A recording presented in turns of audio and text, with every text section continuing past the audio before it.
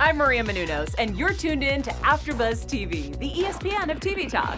Now, let the buzz begin.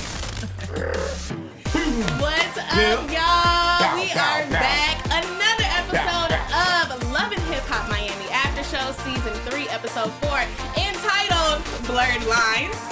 I'm your host, Tyra, and I am joined by my lovely co-host. We have Alfee to the left of me. Oh, with this innocent smile he has going right now. And then I have my girl, Jeroslyn, next to me. Yes, my soror, beautiful soror over there. We're in here, beautiful soror. So, yes. So, okay, guys, today's episode was not too bad. It wasn't too bad. But before we jump all into that, we got to give you the rundown. We're going to be talking about messy hood brat. I said what I said last weekend. It was true. Okay, we got to talk about her. We got to get into Prima Donna in this launch party, Miss Jeroslyn, and the little surprise she dropped her. We also have to talk about Amara and MJ. This is it's a lot going on. And yeah. I don't even know what to say. And then, of course, we have our special segment. Hopefully we can get to that today. We like to talk a little bit. We're going to try to get there, guys. And then we're going to talk about some news and some predictions, and we're going to head out. Yeah. So, overall thoughts. What did you guys think about this episode? It's starting to get messy and ratchet, and I'm here for it. I'm here for every part of it. Just because it gives us good stuff to talk about. Yes. Because we about to read everybody. Listen, because I can't wait to read Miss Ma'am. Yes, because you was already talking about it last week. Yes. How about you, Alfee? I feel that there are a lot of gems to take from this particular episode. If you're really into the industry, you want to be a star, you want to figure out things about life when it comes to the entertainment, I'm an artist type stuff. I think there were so many gems on all kinds of situations. I think Amara and MJ gave us a ton of jewels, but at the same situation, everybody's situation kind of was like, these are things to watch out for. These are ways you can think about moving better. Yeah. Yeah. I completely agree with both of you guys' statements. I believe that the drama is coming. They just, stirring the pot. They came with the drama. They came with the drama, and, we kind of get back to our roots a little bit of what Love and Hip Hop is about. Making it in the industry, and we're getting educated on what to do and what not to do. Not to do. I'm here for it. So let's go ahead and get into Miss Messy Hood Brat. Yes. So last week I said what I said. I said that she was trying to stir up some mess, some drama. It didn't sit well with me that she went and sat at that booth and she started mingling. And this episode we saw it. She literally went to Suki and was like, yeah, like they weren't even cool. Like they weren't like buddy at the bar. Yeah. Like she said that she was better than you, Suki, blah, blah, blah. She said she was the baddest. What was your thoughts on that? At first, you could tell from when, they showed the scene where Hood Brat had asked Nikki, like, oh, so you think Suki was better than you? That you were better than Suki? And she was like, yeah. And Hood Brat said, So that would let me know, like, okay, she's not feeling what I'm saying. Is she going to go back and tell her? However, if you're such friends with Suki, then you would have popped off of Nikki right there. Instead of waiting, you let it slide, and then you waited till you're at the club to now stir up some drama. Because what is the saying? I don't want to know what they said about me. I want to know what you said in that moment to defend me. And in that moment, she said nothing. And I don't know, that clip it wasn't like the, from what I remember from last week, it was more so like a friendly, like, hey girl, catching up vibe. Yeah. I don't remember it being so like, you talking about, my girl. So I was kind of confused on that end. Well, that's why, for me, it was into that fake friends, welcome to the industry. Sorry. It's one of those, you meet people, and the only thing I believe, and even then you have to kind of waver into the situation of how it goes down. Real situations that allow you to believe that this person is a friend. I'm sure fake friend wise, they are friends, Suki and Hood Brat. But it's one of those situations where you could tell that it wasn't that deeply rooted, because if she felt the way she was, you were right, she would have said something and try to be like, yo, wait, you did great. She mentioned Suki's name, I think, in order to add the drama. That wasn't even a topic. It wasn't never a situation. And that's when it became the situation between Suki and Shay. And that becomes choose your friends wisely choose your enemies very easily, because you'll know how people move based off of what they want in your life. Like, I Take think these notes. Right, You're dropping jewels right now. I told you, because I mean, I've been in this industry and I've been backstabbed. I've been in a situation where I've had bad, good information given to you. I think Drake even had a line where he's like, pay attention to what people say to you and where that leads, because that shows where they really want to see you in the end. And it was one of the situations where she didn't even get into the fight that Brat had set up with Nikki. She more set it up and ended up being a situation where she got into some crap with Shay based off the fact that, like, you could tell how people care, and she wasn't even there to be a part of the drama. So let's go ahead and get into that. Let's talk about Shay. Do y'all think Shay should have gotten involved? I hear she's like, you know, I've been the underdog before, but my thing is, Shay, you have your own issues with relationships, friendships. What made you want to just boldly just jump in and defend this girl when you didn't know the whole thing? Because she's that real. Like, that's why I understand her perspective with Amara, because she's so black and white. She's so like, don't mess with my territory. Not even me, because I want people around me who's like, don't mess with our territory. Don't even talk to my, she even straight up said, I don't even know Nikki that well. I just met her right now, but she just didn't like the energy like that Suki was bringing, and then her reasoning, it didn't make sense, and Shay was just like, you know what? Just for right now, I'm gonna just defend her. So you think it was more so of just being, well, not even, I don't want to say being a bigger person, but just being like, no, she wasn't being a bigger person. The bigger person would have walked away because it had nothing to do with her. I mean, I was trying to get it out. I mean, like her being more like, I'm gonna take up for this person that's being bullied. Here's the one thing I want to say, especially since you're giving all these tidbits on like industry advice. Shay showed that she has nothing to lose, and she continues to show that. Which means she can lose everything. Exactly. If you had really things popping off for yourself the way some others do, you wouldn't be so quick to entertain drama, especially something like that had nothing to do with you. Then when they end up meeting later to see that Nikki thought it was so cute and funny that she took her phone, and then Shay's entertaining it, and it's like, Shay, half of us been watching you on reality TV since we were in junior high school. Literally. You're still on reality TV since acting like that?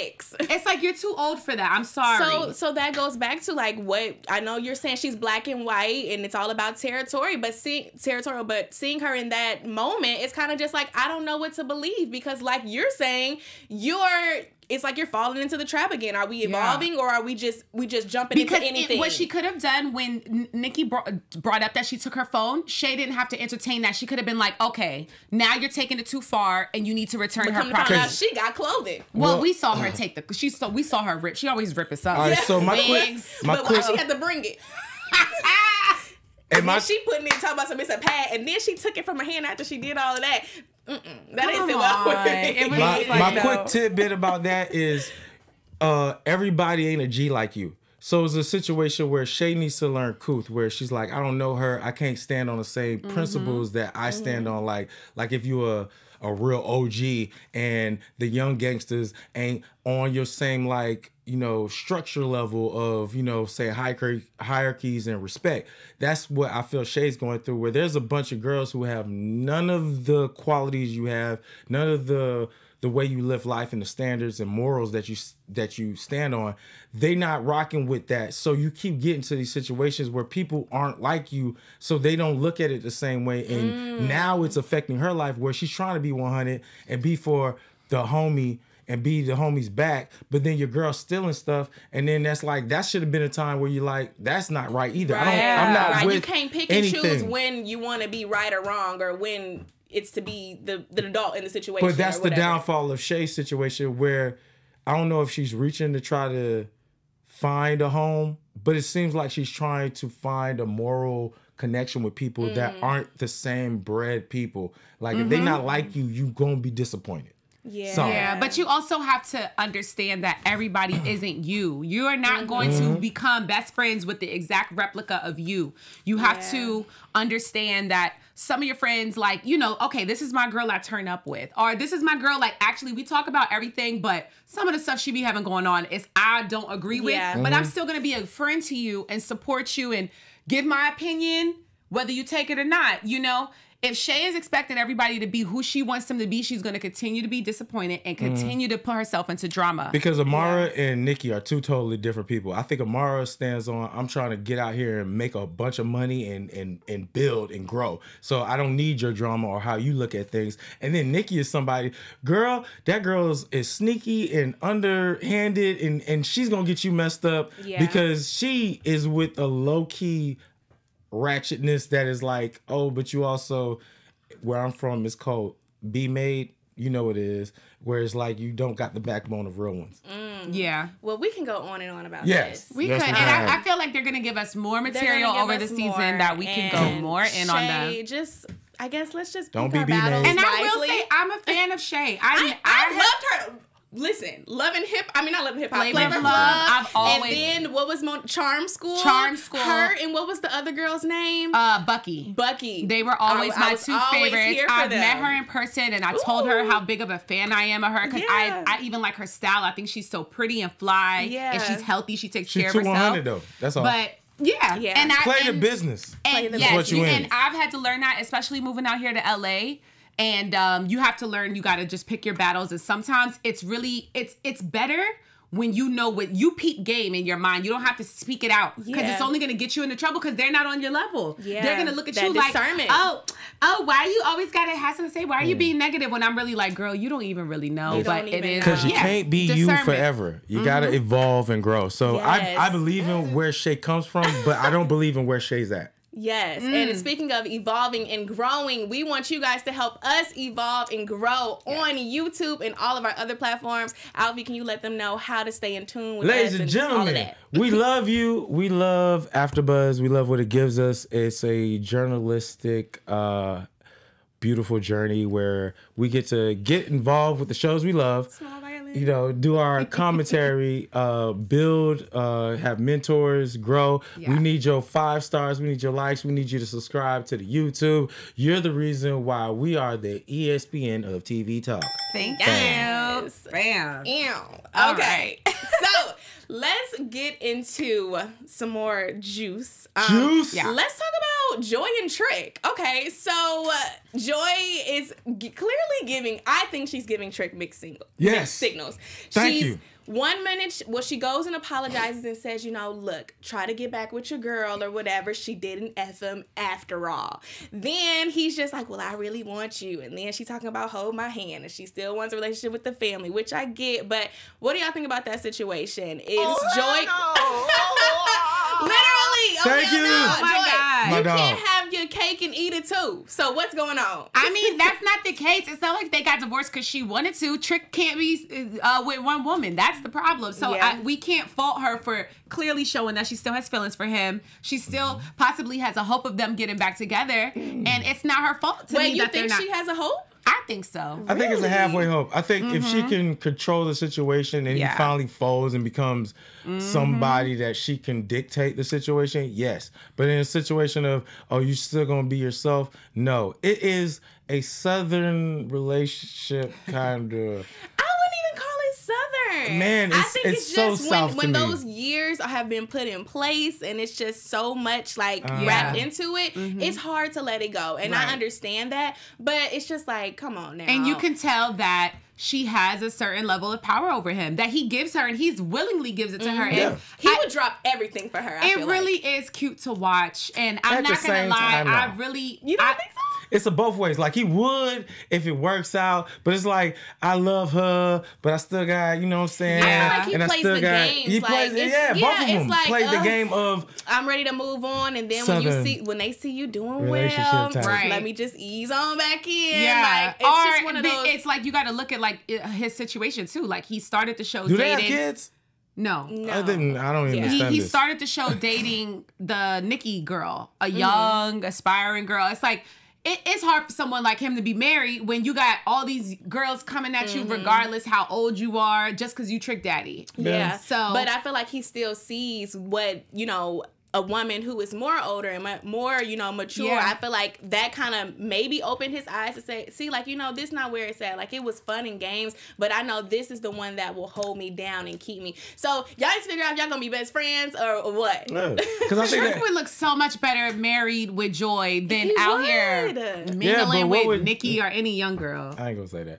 I feel like don't nobody need more stress than they can handle. I feel like where they're at is the stress level where they can handle each other. They could properly talk to each other where you're a person, I'm a person, but we still got this togetherness. Yeah. I feel like if you put too much on it, then there's certain commitments that I don't think both of them are willing to take. If he was with Joy, he wouldn't have got caught up in that arrest with that AfterBuzz haircut. But if he could be with Joy, he would have been with Joy. Yeah. Well, I mean, I don't know. Well, he clearly, I don't know. I think he's still, I'm just trying to wrap my mind around it. I mean, I feel like he wants to like let it go, and then I feel like he wants it, something there. I mean, seeing even at, like, we could talk about now Prima Donna's launch party. He met with Briscoe. Yeah. And, you know, Briscoe went up to him and was like, you know, I'm sorry, bruh. Like, I heard what was happening, you know, and just told him, like, it wasn't what it was. Then it comes out that Briscoe actually went on a date with Joy, and his reaction was kind of like, oh. Cause, no, he didn't. Oh, yes. That's the perfect timing. All right, let me talk real quick. Okay, talk that talk. All right, you in the industry. There's a lot of times where you meet wonderful, amazing, everybody's got talent, everybody got something to offer, everybody got something going on, and you get into like the dating field. That field, when you date within a certain industry, date within a certain genre of type of person, you gonna cross ties with your friends, your business partners, because all y'all in the same business. So the thing that was going on in that particular situation was, you know, I'm in the industry, you're in the industry. You younger than me, and I know you. I've even seen you when you first was trying to succeed in rap. I get you, my bro. You know, we not brothers, but we kinfolk in the sense of business-wise. I'm not always going to be with the same person. You're not always going to be with the same person. That doesn't mean that we shouldn't go out and find love. And if it cross ties to where, oh, that used to be your old situation, hopefully it ends up there's no extra drama to where we clash, but that shouldn't deter us from being continuous friends, business partners, or say that, I mean, I don't know, we might not be close now, but later on we could be. You never know how this industry will take you. So do you think that Trick Daddy handled that well? I mean, yes, he did. He handled it well. It was. I wish we could see the ladies do that. Yeah, right. It was just like, okay, the men showed out this episode because he could have easily been like, what? You know? Right. But he was just, I mean, I don't know. Maybe it's still more to come, though. I think they really, like, it caught him. You could tell him, like, he was talking about Nikki because they just went through their breakup. He knows what type of girl that is. As much as it was that, oh, she's the new good girl as like we thought, you find out she got 3 kids. You like, oh, okay, well, I mean, everybody go to church. I get it. I'm not tripping on you for being but it was just somebody else's cell phone. The setup wasn't what it was. Yeah, they sold her to us as this wholesome, you know. And it was quite the different. And you find out she's more about setup messery, and we'll get into that. Whereas that's why I could feel where Trick was coming from, but when it came to somebody who was actually close to his heart, you could see the difference. And I still feel the same way, but and then when it comes to Briscoe, my G, if you counting the kind of the women that you talking to in their minds or have been mine, that can become a problem. Why are you chasing after my old bag? Okay, yeah, and that's what I was trying to think too. That's what I was thinking about too, because I mean, they talked about how like he was there. Come on, he was there when he first started rapping and stuff like that. So for Briscoe to kind of casually throw it out there, because me and Joy went on a date. No, he set that up. The Nikki was a setup for him to tell him the truth. The real situation was I dated Joe. It was like you kind of sprinkled that in there. So they held it together well, but his approach was kind of messy to me. That's kind of how a man would handle it. They would be like, oh, we talked about this situation, but by the way, and he looked at him to see how he reacted and be like, I don't like that. I don't like that at all. But I mean, that's how it go down. At least they were mature about it, unlike Suki. They might get into it later. Don't get tripped. He felt some type of way. It's just when you come to... It was too much going on this episode. But you know, I think he's probably going to take that up with Joy. Yeah. Instead of Briscoe right now. Because that's how it should go down. Because you came to my house with all of these reports, but failed to realize how you even got that report. And it was from you being on this date. Matt Barnes, Derek Fisher. I'm just saying. Ooh, child. No. Well, let's go ahead and get into this launch party. Miss Prima Donna. Okay, she's back in Miami. She got her slow cooker. She got a slow cooker, honey. She got a seasoning to her waist trainer. She is a hustler. I respect that. Yes, and you know, we kind of got a little recap of her and her story about why she left Miami and, you know, moved to Atlanta, just wanted a fresh start. And we kind of saw that her and Miami Tip actually had a relationship. I was surprised to see that Miami is that Miami is managing Suki. Mm-hmm. That I was surprised to see, but overall, you know, okay, we did know that Miami Tip used to be a stripper or whatever, but overall, I think how she's represented herself on the show, you could see her managing an artist because she's in the industry. She takes herself seriously. She takes business serious, and you know that she's passionate. Like she's expressed that in past. So I'm happy to see that, and I hope that Suki starts to take her advice. I hope so too. And girl, the way they was eating them crab legs. Look, we was over there watching. I kept saying like, I want some crab legs. But that is horrible for a scene. As far as the production goes, that was the worst setup. Them sticky fingers, that nastiness. Yes, like you know you can't eat crab legs. And they should put the gloves on them or something. It was very. But it was very Miami. It was very Miami. Because we love Caribbean food and we know how the cooks down there get into them conch fritters. I didn't see her say nothing about that. Them conch fritters in Miami is to die for. Okay, I gotta try this. Yeah, so she has this launch party. And you know, it's all white theme. They're having a good time. And then Miss Jeroslyn, child, pulls up with it looked like a taco truck or something. And she has a grand announcement.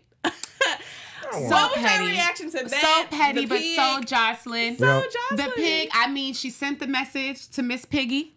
And it's just like, Jeroslyn knows how to make a show. That's why we missed her. I love her. This is what Love and Hip Hop was missing. What was the little dance she was doing? Oh, last week. Yeah, last week. It's just like, and it looks like we're going to get to see that develop. You know, but it does suck because so far we haven't seen anything from Prima Donna that would make us not like her. Yeah. So to see Jeroslyn picking on Prima Donna, it's kind of like, oh. Honestly, that's what it's been, just picking. Like, ever since Jeroslyn stepped foot in Miami, because that girl Prima Donna, Miss Piggy, Piglet, and it's like, you haven't even explained anything as to why you, because from what we saw, you threw her shade first and all she did was call you Cocaline. And now you with a truck and it's just like, come on, you're just picking on it. It's like, this girl is fly. She's a businesswoman. I'm sure you done wore her waist trainers before. Cut it out. I don't know. But I'll say this. It was one of those situations where you could tell Jeroslyn is a platform, spectacle kind of person. Oh, yeah. And it was one of the situations where I felt bad for Prima Donna because you know that Jeroslyn chose her enemy and was like, I'm about to go in. And I'm going to go structure. I'm going to take time. I'm going to put things together. When she chooses her enemy, honey...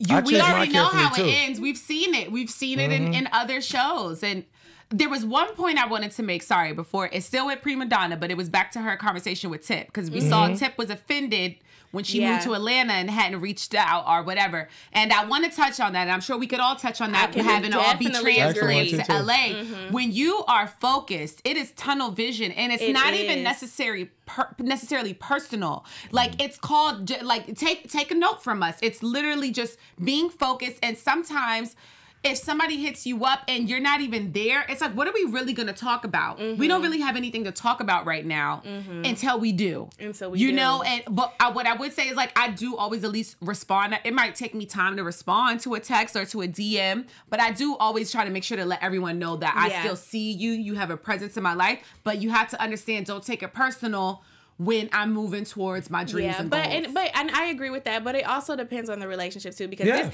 her situation actually hit home for me because it was the same with my best friend in college. We was like this. I like up and moved to LA and she was just like, wait, like, we besties. You didn't even feel comfortable coming to me. And it was just like, it wasn't even that. It was just like you said, tunnel vision. I was just trying to figure it out. And I was like, God said go. Okay, I'm going to go. And that's dope. But the biggest thing, wait. That's dope, but anyway, that was cute. because the most important part about that is everybody is going to take time to make their life, construct their life, or put in the work, or get focused, or maybe even forget doing better. Sometimes people doing bad and they get caught up and they slip up and they get caught up in a black hole that they don't want people to see. If you my day one, all my day ones stay day one. Period. That's true. That means whenever I see you, my brother, it's the same. It's the same day I left you, or because I don't leave my brothers. I'm always with you. And you should know that based off of our relationship and what we've proven to each other. But that's off of trust. Like, don't put your heart into people that you don't want to put your heart into, and don't expect nothing. It's gonna be 100 because it's 100. If I've never crossed you, then there's no reason for you to come at me. But I also feel like it's a reflection of what you got going on. Like, you know, for example, I'm out here in LA. My soror is in Atlanta. She's the GM of T.I.'s Trap Museum. And sometimes I'll text her and she won't respond till like the next day, or until I text her again like weeks later. She's like, "Oh girl, I'm sorry, I forgot." I don't take it personal. You just like, you own your stuff, and because I'm on mine too, so I get it. But if I didn't have nothing going on, I would be offended. I'd probably be in my bag and like, "Oh, Crystal's Hollywood now." And that's what she's it is. And it's like, no, she's really not. She's busy. She's getting to the bag. What you doing? She's busy. And speaking of being busy and getting to the bag, y'all, we gotta keep going.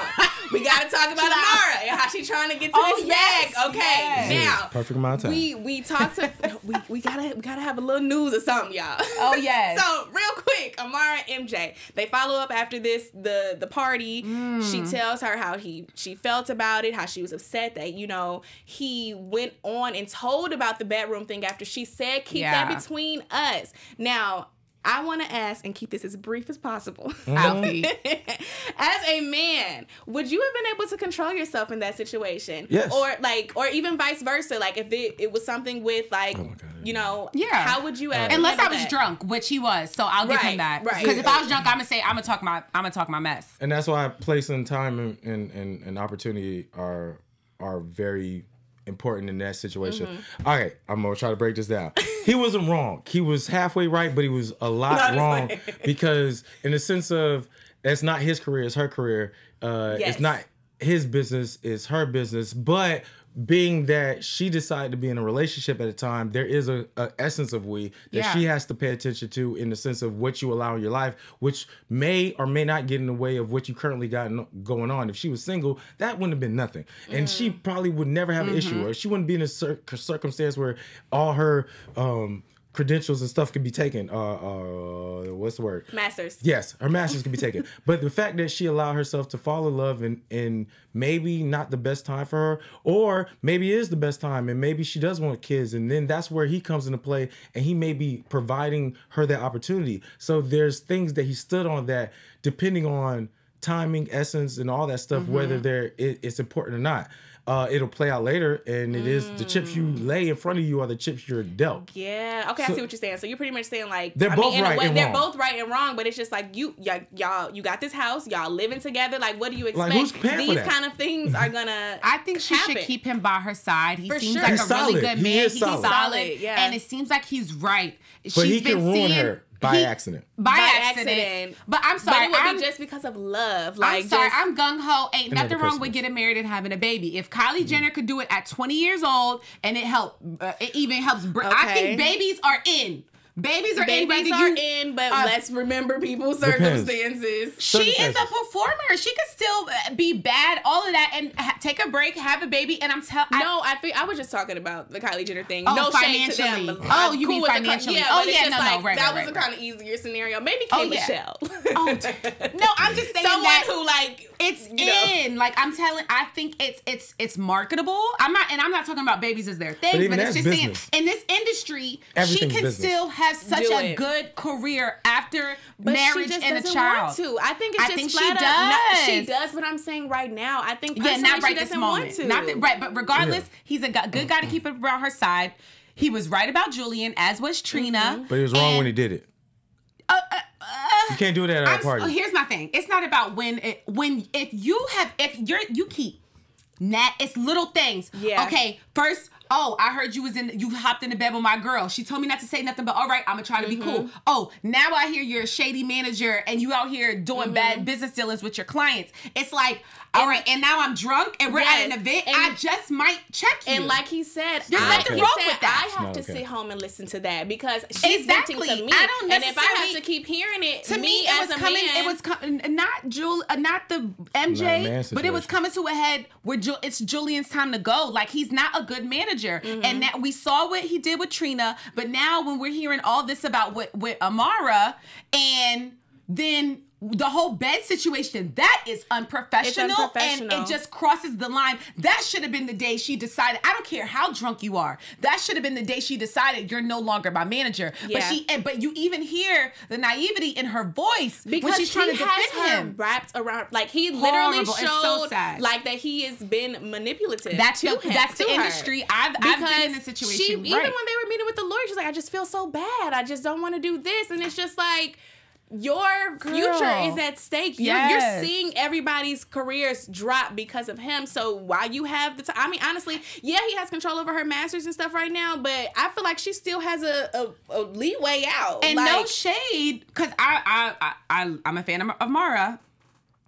She could be doing so much better. I don't understand why she hasn't had like a big hit record yet. And that's why I'm saying she needs to let this whole little masters thing go. I understand she put her heart and soul in it, but like you said, let him have that music. Let him have it. Because you didn't make that hit yet. So let him have that. So drop it. Okay, here goes Alfee. All right, I let them go off because it's very important, because where they come from matters.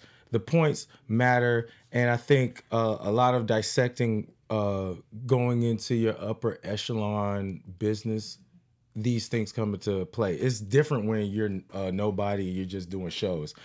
I never knew Amara before Love and Hip Hop. I was fortunate to do the movie that brought her to LA that had that situation attached to it. So I saw Julian and Amara first thing off set. So I thought he was a great manager. I thought she was an amazing artist who was very hungry.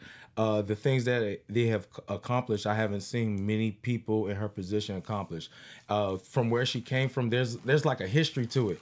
And the weird thing about artist manager positions is you love that person. You want the best for that person.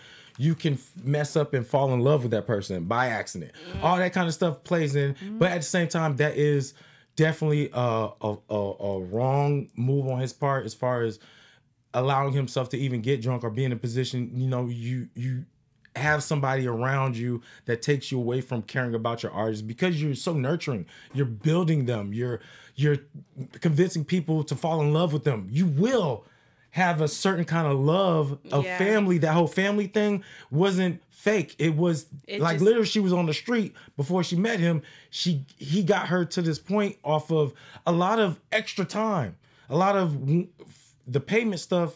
In order to be a proper manager, you're supposed to do the X factor work, which has no pay to it. So even with his situation with Trina, I don't know how much that plays into business-wise because I don't know how much he put into it, because I've seen a lot of great stuff out of Trina. I've seen a lot of great stuff out of Mara. He can't be that bad. But at the same time, everybody messes up. MJ's situation, I totally respect. If I was in that shoes, I would have did most of what he done. Only because I have so much experience, I probably would have tried to cater stuff a little bit more because I want my woman to choose her destiny, not us. And it's that kind of wavery to where y'all totally right and could be wrong based off of, I don't know Julian enough to know if he's being a snide. Yeah. Well, we'll see, like we'll be able to see that develop. Yes. We will. The chips will lay and then I can make my decision, but I can't condemn someone because it's such a fickle business of I gave myself to you to become a star.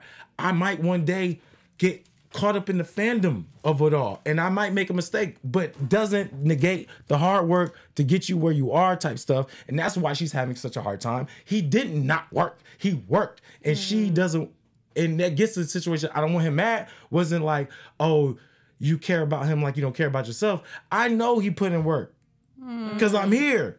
She's a. I mean, I'm just saying. I know that for okay, different levels our of producer work. is going to kill us. Yeah, we still ain't talking about no news. We ain't talking about no nothing. But you know what? that shows our passion for this after show. We love talking about this. We could talk about it all day. In the meantime, where can we find you guys on social media? Alfred Nolan Thomas, the number 2. Come talk to us on YouTube. I'll reply back. At Jeroslyn Diva on Instagram. Yes, so you guys can find me on all social media platforms at _Tyra Crew. Thank you guys for tuning in. We'll be back next week. Bye. I got my point across. It's very important. It's very deep. Nuestros fundadores Kevin Undergaro y María Menunos quieren agradecerles por estar aquí en AfterBuzz TV. Recuerden que no solo somos los primeros.